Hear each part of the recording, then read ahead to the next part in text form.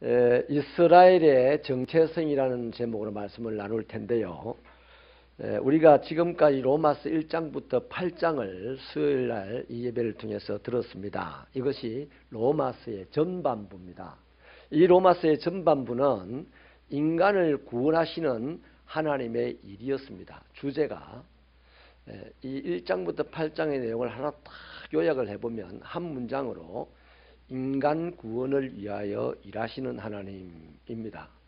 이제 9장부터 16장까지 후반부를 보게 될 텐데 이 후반부는요 또 다른 주제겠죠. 구원받은 인간들에게 역사하시는 하나님이십니다. 전반부는 만민을 구원하기 위한 하나님의 일하심이고 후반부는 구원받은 인간을 위해서 일하시는 하나님에 대한 내용입니다. 그래서 전반부의 말씀의 결론이 지난 시간에 우리가 보았던 하나님의 사랑이 네 가지 방면에 드러났잖아요. 그 결론이 8장 38절로 39절인데요. 우리 수고스러워도 바로 앞에 있으니까 같이 한번 읽어볼까요? 로마서 8장 38절 39절요. 시작. 내가 확신하노니 사망이나 생명이나 천사들이나 권세자들이나 현재일이나 장래일이나 능력이나 높음이나 깊음이나 다른 어떤 피조물이라도 우리를 우리 주 그리스도 예수 안에 있는 하나님의 사랑에서 끊을 수 없으리라. 아멘. 바울은요 인간을 향한 하나님의 사랑, 인간을 구원하시는 하나님의 일을 가만히 살펴보니까 사랑이었어요. 사랑. 그래서 그 사랑의 넓이와 길이와 높이와 깊이가 어떠한지를 좀 더 제대로 깨달았죠. 그리고 내린 결론이 뭐냐니까 우리 주 그리스도 예수 안에 있는 하나님의 사랑에서 우리를 끊어낼 수 있는 것이 이 세상에는 아무것도 없다 이겁니다. 그만큼 이제 하나님의 사랑이 세다는 거죠. 바로 이것이 예수 그리스도의 복음입니다. 이 복음이 구원하지 못할 사람은 세상에 없다. 그래서 이 복음은 세상의 모든 사람들을 구원할 수 있다. 아무리 큰 죄를 지은 죄인이라 할지라도 예수 그리스도의 복음을 믿음으로 받아들이고 하나님의 이 사랑 안에 성큼 뛰어들기만 하면 하나님은 절대 내보내거나 눈치 받고 튕겨나가거나 이렇게 하지 않으시고 얼마든지 구원하신다는 거죠. 그래서 그 사람들이 하나님의 자녀가 되고 하나님 나라의 상속자가 되는 것입니다. 이제 로마서 9장부터 16장까지가 주제는 이제 구원받은 사람들, 하나님의 자녀들, 또 그리스도인들 가운데서 일하시는 하나님을 보게 되는데, 자, 이 전반부에 인간 전체의 구원을 위해서 일하시는 하나님의 그 일하시는 사랑의 일이 이제 구원받은 하나님의 자녀들의 삶에 어떻게 적용되어져 가는지를 하나하나 우리가 살펴보게 될 겁니다. 자, 바울이요 제일 먼저 다루기 시작한 내용이 뭔가 하니까 선민 이스라엘이라는 문제입니다. 유대인들은 자기들이 선택받은 백성들이라는 자부심을 굉장하게 가지고 있었습니다. 그런데 우리가 로마서 전반부에서 살펴봤듯이 바울이 설명해 온 십자가의 이 복음을 받아들이지를 않았어요. 하나님의 아들인데 자기들이 하나님의 자녀들, 하나님의 백성들이라는 이 선민 사상을 가지고 있으면서도 하나님의 아들이신 복음이신 예수 그리스도를 받아들이지를 않았죠. 오히려 하나님이 주신 율법을 지켜야만 구원받는다 이렇게 고집을 했고 로마서 3장 21절에 말한 대로 율법 외에 나타난 하나님의 예수의 십자가의 그 복음으로 말미암아 나타나는 그 의를 거절했었습니다. 그래서 이 문제가요 바울에게는 굉장히 심각한 고민거리였습니다. 여러분, 저와 여러분이 혹시 가족 중에 또 일가 친척 중에 또 친구 중에 나는 구원받았는데 구원받지 못한 사람이 있잖아요. 그분들 고민거리가 맞습니까? 고민거리가 아닙니까? 고민거리여야 됩니다. 내가 그 좋은 천국 가는데 안 그래요? 나는 가고 내 사랑하는 가족은 뭐 가면 됩니까?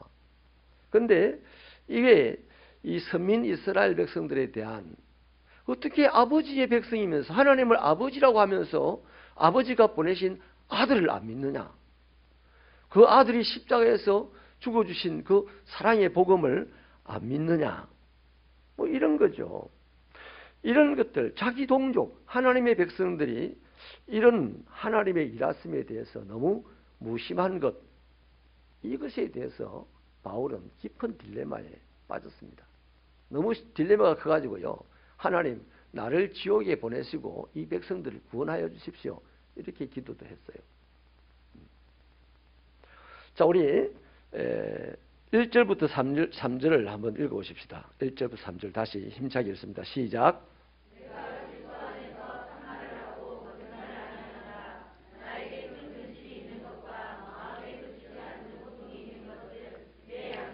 성령 안에서 나와 더불어 정언하노니 나의 형제 곧 권력의 친척을 위하여 내 자신이 저주를 받아 그리스도에게서 끊어질지라도 원하는 바로라. 자, 여기 바울에게 있는 큰 근심과 고통이 뭡니까? 바로 동족인 바울이 그래. 나는 하나님의 백성이라는 정체성을 가지고 있어요. 바울이. 그러면 당신들도 하나님의 백성이라는 정체성을 가지고 있지 않습니까? 그런데 난 예수 그리스도의 복음을, 하나님이 보내신 그 복음을 믿는데 왜 당신들은 안 믿습니까? 바로 동족인 하나님의 백성들이 복음을 받아들이지 않는 이 현실이 너무 큰 고통이고 너무 큰 근심이었다는 거죠. 거기다가 이들이 이 복음을 대적하고 바울을 박해하기까지도 하는 거잖아요. 자, 그래서 그들은 예수님의 십자가 복음에 나타난 하나님의 의를 믿기만 하면 누구든지 다 구원을 받을 수 있다는 이 메시지를 도무지 받아들일 수가 없었어요. 왜냐하면 그것은 하나님이 특별히 선택하신 선민 이스라엘의 기득권을 포기하라는 말과 같거든요. 자, 가까이 예를 하나 들게요. 예수님이 세상에 오셔가지고 베들레헴에 태어났어요. 성경에 기록이 되어 있어요. 예언이 되어 있어요. 성경학자들 그 내용을 다 알고 있습니다. 동방박사들이 와가지고 유대의 왕이 났단다 이렇게 하니까 어딨냐 이러니까 난리가 났어요. 헤롯 왕이 왜 난리가 나겠습니까? 내가 왕인데 이 유대의 왕이 나타나면, 성경에 기록된 왕이 나타나면 내 왕 노가지 되는 거잖아요. 근데 이 왕자리 내려놔야만 그 왕을 받아들일 수 있는 거예요. 그래서 내 왕자리 내려놓을 수 없다 이거죠. 그 서기관들, 성경 박사들입니다. 그래서 왕이 이제 헤롯 왕이 서기관들 부르고 야야야 어디서 태어나냐 그 왕이. 그래서 베들레헴에서 난다던데요. 이렇게 대답을 해줍니다. 정확하게 알고 있어요. 그래서 왕이 베들레헴에서 2살 아래 아이를 다 죽여버리라고 했습니다. 그러면 서기관들, 저그들이 알고 있고 성경에 예언된 대로 유대의 왕이 태어났으면 왕에게 가르쳐주고라도, 아니 가르쳐주지도 않아야 되겠지만 가르쳐주고라도 쏜살같이 달려가가지고 왕에게 경배해야 됩니다. 그죠? 근데 서기관들이 왜 안 갔을까? 밥숟가락 날아가거든. 뭐 오늘날 쉽게 얘기하면 밥줄 떨어지는 거예요. 예수님 저 유대의 왕이 이제 세상에 드러나는 순간 서기관 할 일이 하나도 없어요. 자기보다 훨씬 더 정확하게 하는, 하나님에 대해서 정확하게 하는 예수가 하나님에서 말하는데 누가 저 서기관들한테 가서 공부하겠어요? 다 예수한테 가서 공부하지. 이런 기득권들, 유대인들, 아이고 십자가에 못 박혀 죽으신 예수를 믿기나 하면 어떤 사람도 다 하나님의 자녀가 된단다. 그러면 우리는 뭐야? 이게? 우리는 이 지위를 다 내려놔야만 되는 거 아니냐? 그래서 그럴 수 없는 거죠. 여러분, 저 예수 믿는 사람들이 정치권에 들어가면요, 예수 안 믿습니다. 예수 이용해 먹습니다, 다. 예수 믿는 사람이 정치계에 투신해가지고 뭐 국회의원 나온다 해가지고 굳이 적어주고 그럴 필요 없어요. 예. 얼마나 이 백성을 잘 아는지, 얼마나 이 지역에 적합한지, 뭐 이런 걸 살펴야 되지요. 저 사람이 예수 믿고 안 믿고를 가지고 당락을 결정지으면 안 되는 거예요. 이해가 되시면 아멘. 그렇다고 뭐 예수 믿는 사람 찍지 말라는 말은 아닙니다. 예수 믿는 것만큼 예수를 바로 믿으면요, 이 백성을 더 잘 압니다. 근데 예수를 잘못 믿으면 예수를 이용해가지고 국회의원 되려고 하는 거예요. 예수 이용해가지고 국회의원 되는 것은 하나님이 절대 용납 안 하는 거죠. 예수는 이용당하는 분이 아니에요. 예수는 영광을 받으시는 분입니다. 아멘. 이 정도 얘기하면 대충 다 알아들었을 겁니다. 네. 자, 그러면 여러분, 이렇게 선민인데 내 이 선민의 지위를 내버려버려야만 바울이 자기의 지위와 명예와 권세와 학벌을 다 분토처럼 버리고 예수님을 따라갔듯이 이들이 그걸 다 내버려야만 예수의 복음을 받아들일 수가 있는데 아무리 생각해도 그걸 내버려 줄 수가 없어요. 그래서 복음을 거절한 겁니다. 이게 이제 바울에게는 너무너무 큰 아픔이고 고민거리라는 거죠.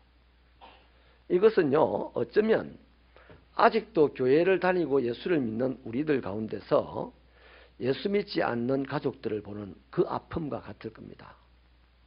며칠 전에 우리 집사님 한 분하고 이야기를 하다가 가족 장모의 구원을 위해서 안타까워하는 그 얘기를 내가 들으면서 속으로 참 허무했습니다. 하지만 제가 그랬어요. 하나님께 맡기고 당신은 당신 속 키우는 그 주변의 사람들 구원시켜라. 이렇게 제가 말씀드렸어요. 그래서 또 한 장로님은 제보고 그래. 목사님은 다른 사람 필요 없다. 새벽교회 나오는 사람만 필요하다. 이렇게. 아이고 참 들켰다. 말을 하다 보니 누군지 알게 됐네. 자, 여러분, 참 그렇잖아요. 그런데 우리 가족들이 예수를 그렇게 예수 믿는 게 좋아가지고 예수 믿자고 해도 니나 믿으라 하고 비아냥거리기도 하고 심지어는 바쁜 날 교회 간다고 막 뒤통수에다가 떼고 그냥 안 좋은 소리도 할 때도 있고 이런 모양 저런 모양의 크고 작은 박해를 할 때도 있죠. 그런 부모, 남편, 자식들 보면서 우리는 마음에 느껴지는 고통이 있을 텐데 그 고통의 수천 배의 고통을 가진 자가 바울입니다. 지금. 그러니까 자기가 저주받고 지옥 가도 좋다 그랬어요.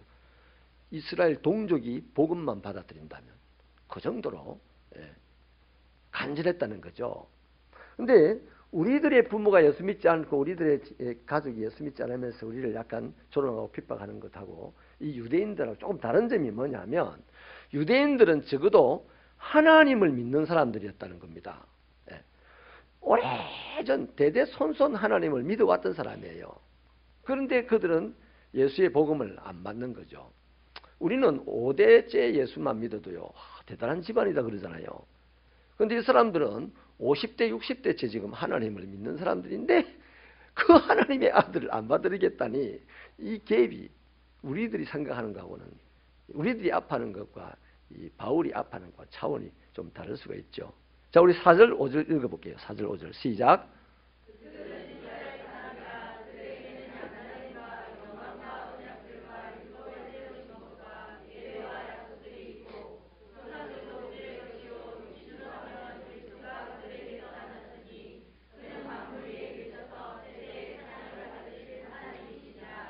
아멘. 이스라엘 이 사람들요 어마어마한 것을 하나님께로부터 받았습니다. 우리들이 받지 못한 어마어마한 것을 받았어요. 우선요 그들은 하나님의 백성으로 입양이 되었습니다. 그리고 하나님의 영광도 직접 보았다고 하잖아요. 이게 출애굽할 때 그런 영광들입니다. 그 다음에 하나님은 그들에게 특별히 언약을 맺어주셨잖아요. 그리고 하나님의 백성답게 살아가도록 지침으로 삶의 지침으로 율법을 주셨습니다. 또 하나님께 예배드리는 법도 가르쳐 주셨고 또 대를 이어 메시아께서 오실 것이라는 하나님의 약속도 주었잖아요. 마침내 그들 백성들 가운데서 예수 그리스도가 메시아로 오셨잖아요.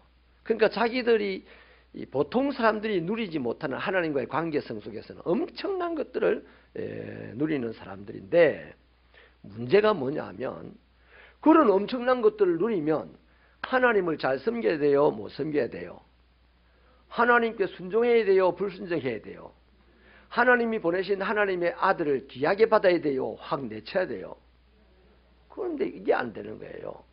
문제가 바로 그겁니다. 그들이 율법주의 종교 생활은 잘 했습니다만은 하나님의 은혜 안에서 제대로 된 신앙생활을 못했어요. 이게 생활이 신앙이 되지 않았습니다.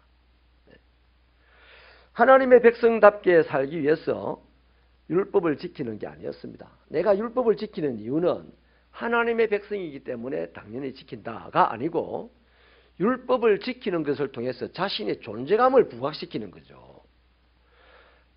바리새인이 길 사거리에서 왜 손을 들고 지릉지릉지릉 하면서 기도를 합니까? 하나님께 기도하는 것이 중요한 게 아니에요. 그 사람은 사람들이 내가 기도하는 사람이라는 걸 알리기 위한 것이 훨씬 더 중요한 거죠. 찬양대가 그래서 조심해야 됩니다. 하나님을 찬양하는 것이 중요하지 누가 내 찬양의 실력을 봐주는 것이 중요한 게 아니다 이 말이죠. 찬양대원만 아멘. 중요한 겁니다. 우리 옷 잘 입고 못 입고 이게 중요한 게 아니고 하나님께 예배를 드리는 것이 중요한 거예요. 아멘. 어떤 신학 다닐 때 교수님이 가차이 고백을 하더라고요. 어머니가 주일날 교회를 안 가려고 한다고.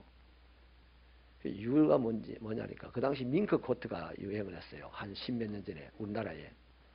다 군사들이 밍크 코트 입고 다니는데 자기는 그 오리털 파카 입고 가는 것이 부끄러워서 못 가겠다고. 그래서 이제 이 지방신학교 교수가 박봉에 어머니 밍크 코트를 못 해줘서 마음이 아프다고 그런 얘기를 하는 걸 들었습니다. 신앙이 그 정도라. 밍크 코트 입은 그 폼 잡으려고 교회 가는 사람이 아직도 교회 안에는 많이 있어요. 하나님을 예배드리는 것이 목적이어야 되는데 내 옷을 자랑하는 것이 목적인 사람도 많이 있다니까요. 우리 교회는 그렇지 않게 되기를 바랍니다. 예. 자, 그래서 이 사람들은요, 자기의 율법을 지키는 이유가, 목적이 자신의 존재감을 부각시키는 것과 그 다음에 다른 사람들을 판단하고 정죄하기 위해서 율법을 지키는 것이 바로 이들이었습니다. 그러니까 하나님이 너희들이 헌금을 갖고 와도 내가 그냥 확 토해버린다 하기도 하고 너희들은 내 뜰만 밟고 가는 자다라고 하셨잖아요. 자, 그런데 그러다가도요. 정작 이제 끝났어요. 말세가 됐습니다. 예수님이 오시는 그 시점이 말세의 시작입니다. 말세의 시작이 바로 예수의 초림이고 말세의 끝이 예수의 재림입니다. 지금 말세를 우리가 살고 있다니까요. 쏜살같이 지금 말세를 향해서 말세의 끝을 향해 가고 있는 거예요. 그러면 말세인 이제 세상이 끝날 때가 다 돼가는 또 2000년이나 지났으니까 말세가 아무 싹이도 없고 뭐 혈압도 없는 거다 이렇게 생각하면 곤란합니다. 예. 자, 그 말세에 예수님 하나님의 아들이 왔으면 지금까지 막 종교 생활만 했다고 칩시다. 생활이 신앙이 안 됐다 칩시다. 그러면 하나님의 아들이 지금 왔다고 이러면 정신을 바짝 차리고 이제 그 아들을 받아들여야 되잖아요. 그런데 자기의 이 기득권 때문에 그 아들을 십자가에 못 박아 버렸잖아요. 이게 마치요. 오늘 우리도 이런 모습이 있습니다. 모태신앙을 자랑하면서 제대로 신앙생활 안 하는 사람들 비슷한 형태예요. 정도의 차이는 있죠. 내가 뭘 십자가에 못 박았습니까 예수님을 이렇게 할 수는 있겠습니다만 이런 분들은 대체로 지금 예수님이 오신다면 십자가에 못 박을 뿐입니다. 예수를. 자, 보세요. 모태신앙을 자랑하면서 제대로 신앙생활 안 하는 거 이건 문제입니다. 이 문제예요. 우리들이 지금 신앙생활이요. 신앙생활을 제대로 하려는 것이 목적이 돼야 됩니다. 목적이 돼야 돼요. 자, 보세요. 교회는 다닙니다. 모태신앙인들이. 교회는 다니는데 형식과 습관일 가능성이 많아요. 그거 하나님에게 아무런 기쁨이 안 됩니다. 오히려 형식과 습관적으로 교회를 다니면서 나는 어머니 뱃속부터 교회를 다녔어요. 이걸 의시되는 경향이 있어요. 또요. 예수님이 십자가에서 우리의 죄를 대속하셨다. 이 사실은 잘 압니다. 들어서 잘 알아요. 그런데 실제로 내가 오늘 나를 위해서 죽으신 예수와 내가 함께 죽고 함께 살겠다는 의지나 의식은 별로 없어요. 그러니까 삶이 근본적으로 안 변합니다. 근본까지 확 뒤집어져서 변해야 되는데, 자신이 알고 있는 성경 지식과 경험으로 오히려 다른 사람을 쉽게 판단을 잘하죠. 그러나 자신들에게 하나님의 은혜로 구원받은 감격이나 또 신앙생활의 즐거움은 별로 없어요. 이 모태신앙인들의 핸디캡이 이겁니다. 또 오래 예수 믿은 사람들이 이렇게 물이 들어가요. 지금 제가 드린 말씀 좀 유념하시기 바랍니다. 목사님 또 봐라 예수 잘 믿으려고 하는 우리를, 오래 믿은 우리를 또 때리는 거 봐라, 이러지 마시기 바랍니다. 사실을 지금 얘기하는 거예요. 자, 하나님 앞에 헌신은 잘 하지 않습니다. 이런 핑계 저런 핑계, 뭐 해도 안 된다 하면서 막 한 번 두 번 해봤나, 수십 년 예수 믿으면서 많이 해봤는데 안 되는 일을 한다, 뭐 이런 얘기를 잘해요. 그렇게 하나님 앞에 헌신은 잘 안 하면서 하나라도 자신의 기득권에 대한 문제만 걸고 나오면 누가 제기하면요, 가차없이 공격을 합니다. 오래 예수 믿은 사람들이, 모태신앙인들이 그렇습니다. 종교개혁보다 더 심각하게 개혁되어야 될 일들이 이런 것들입니다. 아멘. 저는요, 솔직히 목회자로서요, 바울의 이 마음이 충분히 이해가 되어져요. 저의 마음 깊은 곳 안에도요, 이런 분들에 대한 끊임없는 고통과 고민이 있어요. 이런 분들이 하나님의 은혜를 맛보고 제대로 신앙생활을 하면 얼마나 그냥 날개를 펴고 인생을 축복 가운데 살아갈 것인데 안 변합니다. 아무리 애를 쓰고 노력하고 막 이래도 안 변해요. 안타까울 따름입니다. 바울은요, 이런 문제와 씨름하면서 한 가지 아주 분명한 것을 깨달았어요. 답을 찾았어요. 왜 이러냐 이거야. 왜 하나님의 백성이라고 하면서 왜 하나님의 아들을 안 믿으며, 왜 하나님의 백성이라고 하면서 하나님이 원하는 대로 안 살며, 왜 하나님의 백성이라고 하면서 하나님의 아들을 십자가에 못 박아 죽이느냐, 이것에 대한 답을 찾았는데요. 이 육신의 자녀가 약속의 자녀와 다르다는 것을 알게 되었어요. 6절부터 8절입니다. 같이 힘차게 읽어봐 주실래요? 시작.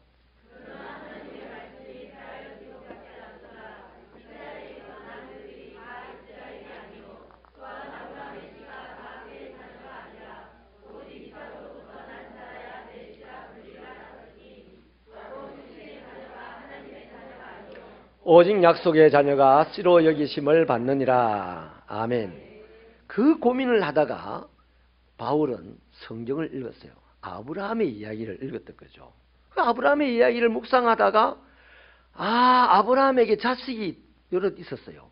적어도 둘이 있었어요. 둘이. 시비가 될 만한 자식이.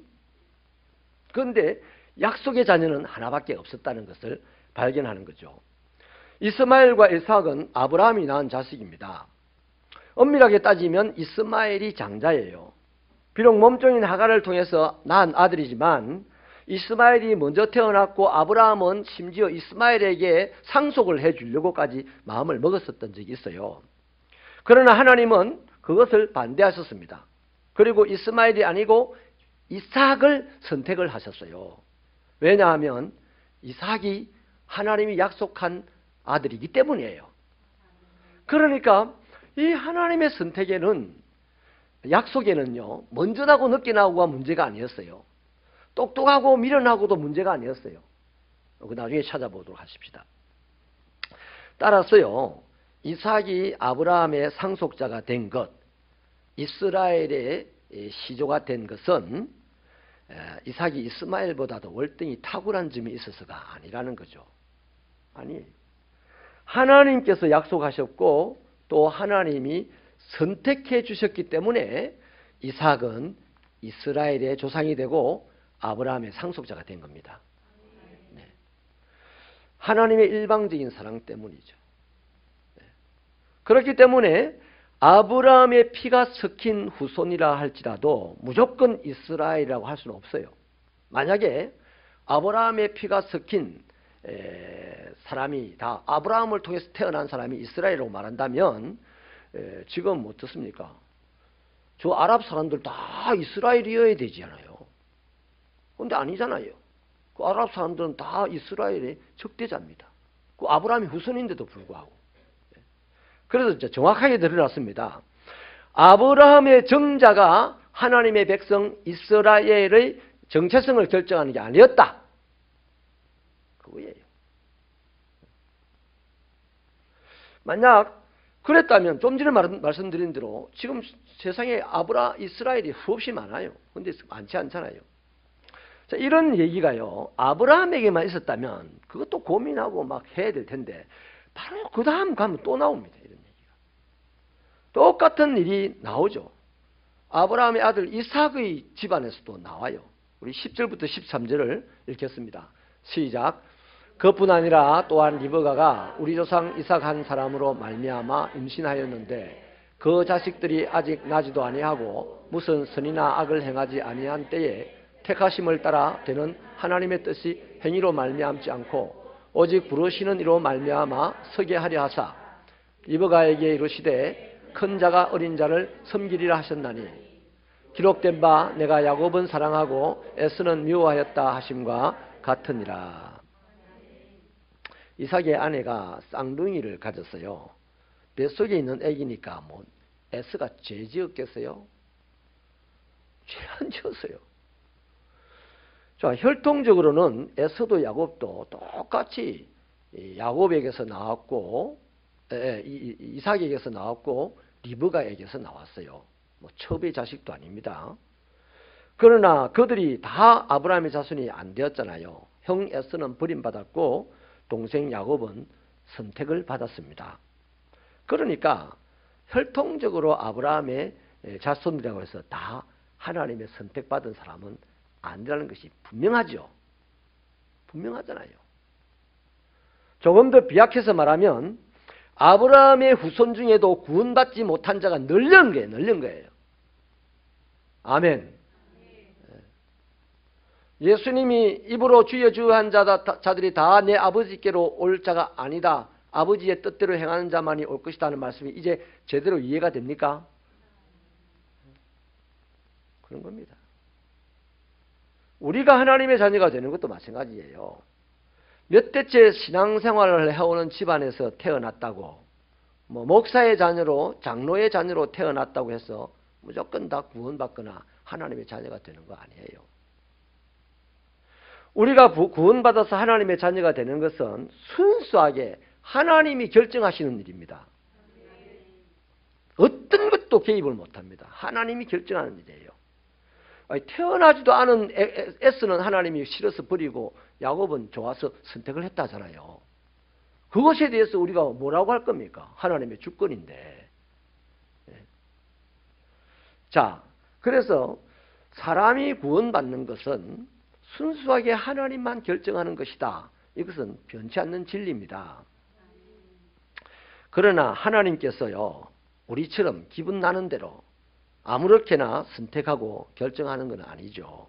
하나님께서는 약속의 자녀를 선택을 하는 데는요, 분명한 기준을 가지고 있습니다. 그 기준이 14절, 15절입니다. 같이 읽어볼게요. 시작.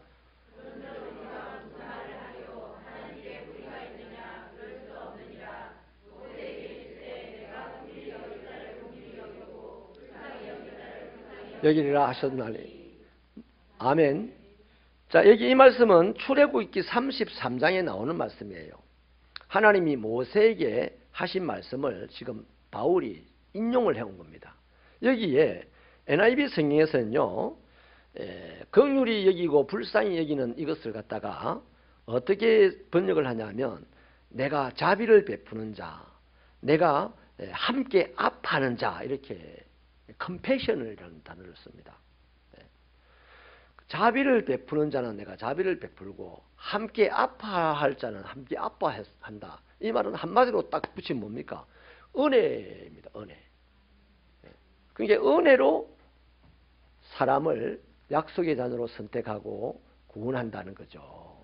하나님의 이 구원의 기준은 당신의 은혜입니다.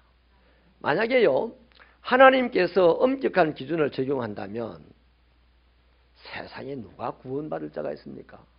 아무도 없어요. 단 한 명도 없어요. 그런데 자비와 불쌍히 여기는 마음, 이 은혜로 하나님은 약속의 자녀로 선택을 하시고 당신의 이스라엘이라고 하신다는 겁니다. 이러한 하나님의 마음, 이 은혜의 표시가 어디에 드러나 있습니까? 차별이 없는 이 은혜, 모두에게 베푸시는 이 자비가 어디에 드러나 있어요? 예수님의 십자가의 그 죽으심에 드러나 있지 않습니까? 그래서 예수의 십자가의 그 고난, 그 희생을 내 것으로 받아들이고 내가 믿으면 나는 하나님의 은혜로 이스라엘이 되는 겁니다. 그래서 16절은 이렇게 선언을 하죠. 같이 읽겠습니다. 16절 시작. 그런즉 원하는 자로 말미암음도 아니요 다른 박질하는 자로 말미암음도 아니요 오직 긍휼히 여기시는 하나님으로 말미암음이니라. 아멘. 하나님의 약속의 자녀를 선택하실 때 하나님은 인간의 갈망이나 인간의 어떤 열심의 그 노력 이런 것에 따라서 선택을 하는 게 아니라는 거죠. 당신의 은혜로 선택한다는 겁니다. 다시 말씀드리면 인간의 의지와 노력 이런 것들을 가지고 하나님은 구원하는 것이 아니라는 거죠. 오히려 하나님은 은혜를 선물로 주시니 그 은혜를 붙잡고 예수를 믿을 때에 이스라엘이 되는 겁니다. 하나님의 백성이라 할지라도 그 은혜를 붙잡고 예수를 믿는 것을 거절하면 구원의 자리에서 흘러간 사람이에요. 교회는 다녀도 구원 못 받는다 이 말이죠. 아멘. 그래서 선민 이스라엘의 정체성은 이게 이제 결론입니다. 선민 이스라엘의 정체성은 혈통적으로 이어지는 건 아니다. 매 순간순간, 매 시대, 매 인간마다 은혜로 베푸신 예수 그리스도의 복음을 믿음으로 받아들이는 사람이 선민이 되는 겁니다. 자, 그러면요. 오늘 우리가 본문을 시작하면서 바울은 유대인들이 왜 도대체 하나님의 백성이라고 스스로 말하면서도 선민이라고 하면서도 하나님의 아들 십자가의 복음을 받아들이지 않느냐 이 문제 가지고 씨름을 했거든요. 그렇다면 오늘 우리는 이제 우리들의 얘기를 해보자고요. 오늘 우리들은 이 말씀을 통해서 어떤 대답을 얻었습니까? 저와 여러분은 하나님의 택하신 백성이 왜 하나님의 복음을 받아들이지 아니하고 하나님의 일하심을 무시하고 사냐? 왜 공동체가 열심을 다하여서 주의 은혜의 길을 달려갈 때 나는 외면하느냐? 나 예수 믿습니다 하면서 나 교회 다니면서 예배를 드리면서 교회 공동체가 결정한 그 일을 향해서 딴지를 걸고 왜 하냐? 성경 말씀대로 가면 지금 약속의 자녀가 아니라는 증거입니다.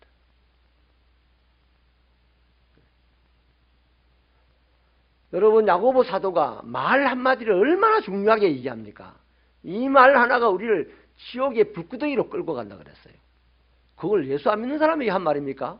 야고보가? 야고보가 예수 열심히 잘 믿는 사람들에게 한 말이에요.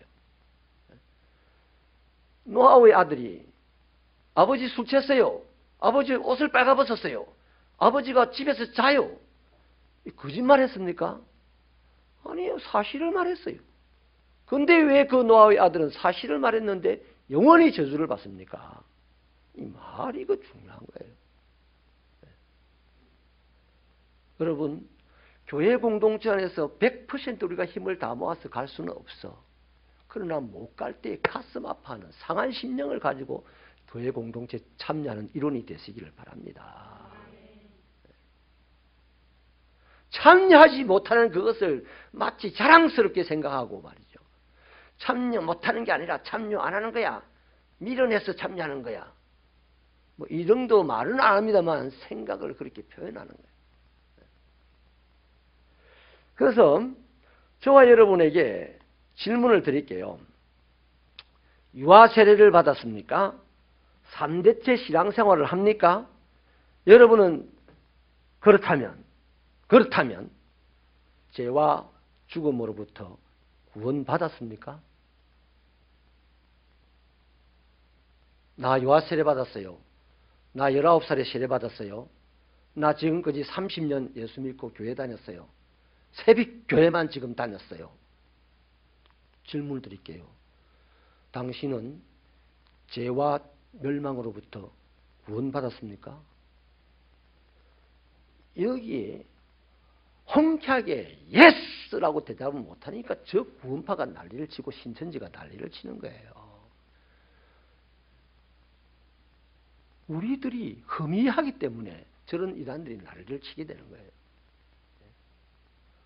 여러분, 나를 구원해 주신 그 주님의 그 죽으심으로 내가 구원받았다는 이 사실 때문에 오늘 내 살아가는 것이 좀 즐겁습니까? 좀 행복합니까? 즐거워야 돼요. 행복해야 돼요. 그런데 누가 내보고 욕 한마디 했다고 구원받은 내가 막 기분 나빠가지고 막 길길이 뛰어야 되고 며칠 막 이 사람 붙잡고 돌아다녀야 되고, 이건 뭡니까? 냉정하게 성경이 말하는 건 당신은 아직 약속의 자녀가 아닙니다. 그 말이에요. 그런데 약속의 자녀는 오늘도 될 수가 있어요.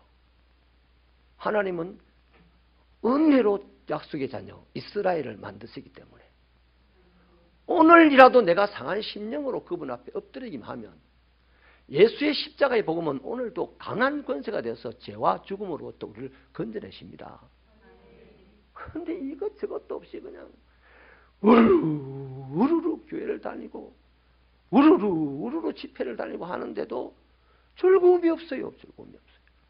오늘 내 삶에 그리스도인이라는 이것 때문에 행복하지가 않습니다.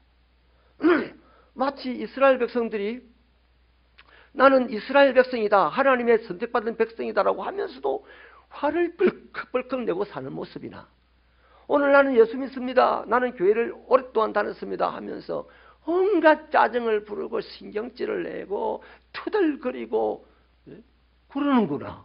뭐가 다르냐 이거예요. 사랑하는 여러분, 우리 2020년에는 저와 여러분이 신앙생활이 작은 삶의 모양이라도 행복하십시다. 즐거우십시다. 우리가 찬양 한번 할 때도 막 즐거워지고요. 성도를 저녁에 만났을 때 만나는 성도를 봤다는 이 사실이 막 즐거워지고, 저는 목사라서 좀 그게 확실하게 발달이 되어 있는 것 같아요. 예배당에 한 분이 오면 막 즐거워요. 예배당에서 오늘 누가 피아노 낮에 쳤습니까? 피아노 치신 분. 흥경이가 쳤어요? 또 드럼 누가 쳤어요? 드럼. 성민이가 쳤어요. 나 드럼 똑하게 못 치는 친구 친 줄 알았더니 성민이가 쳤구나. 그래요. 예배당에서 기도하는 소리가 들리고 말이죠. 주차장에서 성도를 만나고 이러면요, 사실 내가 막 달려가서 막 손을 잡고 막 흔들어주고 싶고 이래요. 근데 여러분, 목사가 또 촐랑거린다 싶어가지고 거기까지는 못하고, 마음은 그래요. 너무 좋아요. 근데 더 좋은 건요, 얼굴이 환하게 이렇게 예배당에서 신앙생활하는 모습을 보면요, 정말 제가 행복해요. 그게 하나님 나라입니다.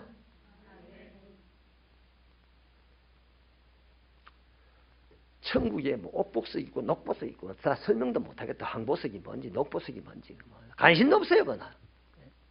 천국에 가면 다 웃는다. 천국에 가보면 사람들이 다 웃어. 얼굴이 막 환해. 할렐루야. 이 땅의 하나님 나라는 뭘까요? 예배당에 모인 성도들이 그냥 환한 얼굴로 서로를 대하고 환한 얼굴로 주어진 일을 하고, 이게 하나님의 나라입니다. 죽은 자가 살아나고 막 갑자기 여기서 물이 팍 분수처럼 튀어오르고 뭐 이런 게 하나님 나라가 아니에요. 마술입니다. 마술. 내가 오늘 솔직하게 말씀드렸습니다. 우리는 하나님의 나라를 이루는 신앙생활이 되십시다.